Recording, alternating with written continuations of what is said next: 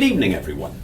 I'm Robert Smythe, Executive Director of Hippogriff's History Channel here in London, England. Here I am in front of a replica of the 1607 Godspeed that took the original 104 settlers from Great Britain to North America, thus creating the prelude to the United States of America. In this series of documentaries about antebellum United States, 1812 to 1861, I have the pleasure of introducing 14 distinguished scholars who are experts in this field of American history, all from some of the most prestigious universities in the world. In this episode, I'd like to introduce a scholar of international recognition and acclaim, and an expert in the field of American industrialization, introducing Professor Reed Kaimarie from the University of Michigan at Ann Arbor. Amongst his notable publications are the Bancroft Prize winners Chinese Immigration and its Impact on the U.S. Economy, and Chinese Immigration During the California Gold Rush, 1848 to 1855. I will now leave you in his capable hands to discuss life as a Chinese immigrant in the West. Welcome everyone to episode 6 in our series of documentaries about antebellum United States, 1812 to 1861. In the previous presentations, we discussed life as a northern factory owner, life as a northern factory worker, life in the rural north, life as a woman and child in the north, and life as a new immigrant in the north. I am Professor Reed Kaimarie, a scholar of American history at the University of Michigan, and I am now going to discuss life as a Chinese immigrant in the West. During the 1800s, war, famine, and a poor economy in southeastern China caused many Chinese men to seek work in North America. Most of them hoped to find great wealth during the gold rush and eventually return to China.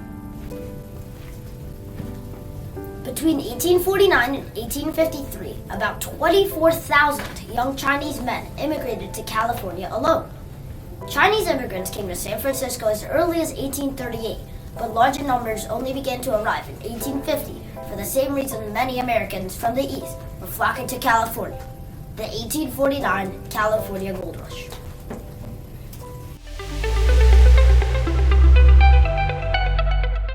In short, not really. Chinese immigrants found that Americans did not welcome them. In 1852, California placed a high monthly tax of $20 on all foreign miners. Chinese miners had no choice but to pay this tax if they wanted to mine for gold during the gold rush. Chinese workers were also the targets of violent attacks in the mining camps. The legal system of the United States offered little protection. It often favored Americans over Chinese and other immigrants. However, while many Americans looked down on all immigrants, the Chinese were considered racially as well as culturally inferior. Most Americans believed that the Chinese were too different from themselves to ever assimilate successfully into the American culture. These views were expressed by stereotypical images of Chinese men with pointed hats spreading around the media. In a court case called People v. Hall, the California Supreme Court stated that the testimony of a Chinese man who witnessed a murder by a white man was inadmissible. This meant that, like the Native and African Americans, Chinese people were not allowed to testify against whites.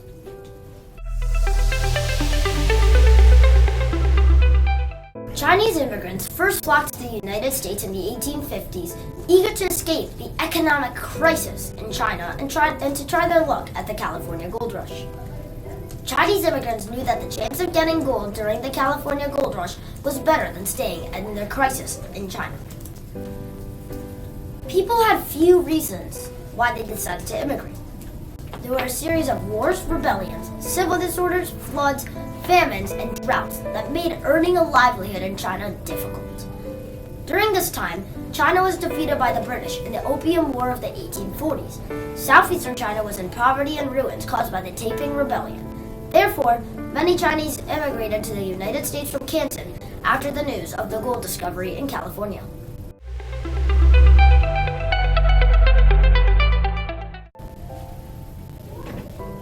Immigrants went on a Pacific Ocean journey of 3 weeks. Many passengers could barely afford steerage class travel, and most were forced to borrow money from their relatives and neighbors. The boats left from ports in China, Taiwan, and Hong Kong and arrived at the port of San Francisco. Up until 1882, not much documentation was required, but once the Chinese Exclusion Act was passed, immigrants were required to obtain certification from the Chinese government, which was near impossible.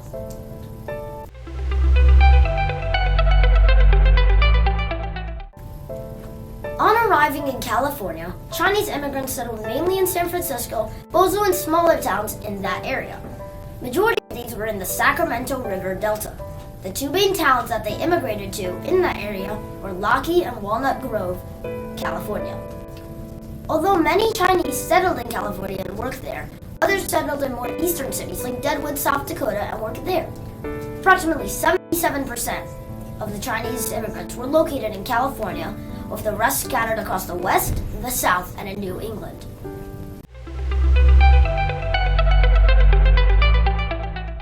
Chinese immigrants worked in very dangerous conditions. They were forced to work from sunup to sundown and sleep in tents in the middle of winter. They received low salaries, about $25 to $35 a month, and they worked for 12 hours a day, 6 days a week. The Chinese immigrants mainly moved east to work in the gold mines during the California Gold Rush. In the beginning, Chinese miners worked for themselves or labored for other miners. However, not only did they work as miners, but also as laundrymen.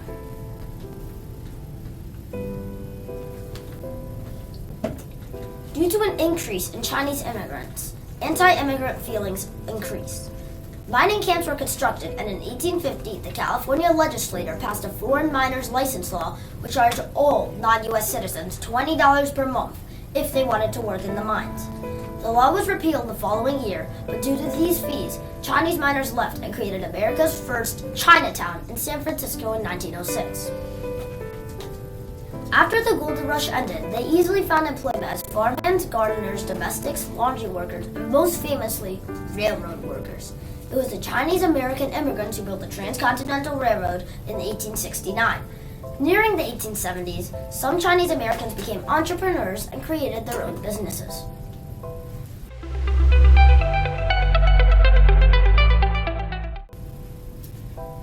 Chinese immigrants were particularly important in building railroads in the American West, and as Chinese laborers grew successful in the United States, a number of them became entrepreneurs. Even though they were poorly treated at first, the majority of them became successful and helped America by working hard and contributing to the American society. Primarily, the Chinese provided labor for America's growing industry, also helping the Industrial Revolution. Chinese factory workers were important in California, especially during the Civil War. They worked in wool mills and cigar, shoe, and garment industries, 25 occupations in all. During the gold rush, the Chinese were prompted to exploit and farm other resources in the western states, providing useful products to the American society. The Chinese began the well-known and revolutionary era of railroad building.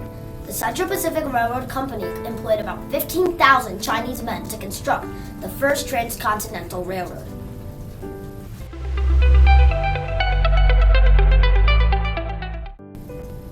Chinese Americans came to the U.S. to avoid the crisis in China caused by the Taiping Rebellion.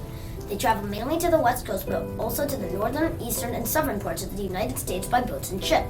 When the gold rush ended, Chinese Americans were considered cheap labor. They easily found employment as farmhands, gardeners, domestics, laundry workers, and most famously, railroad workers.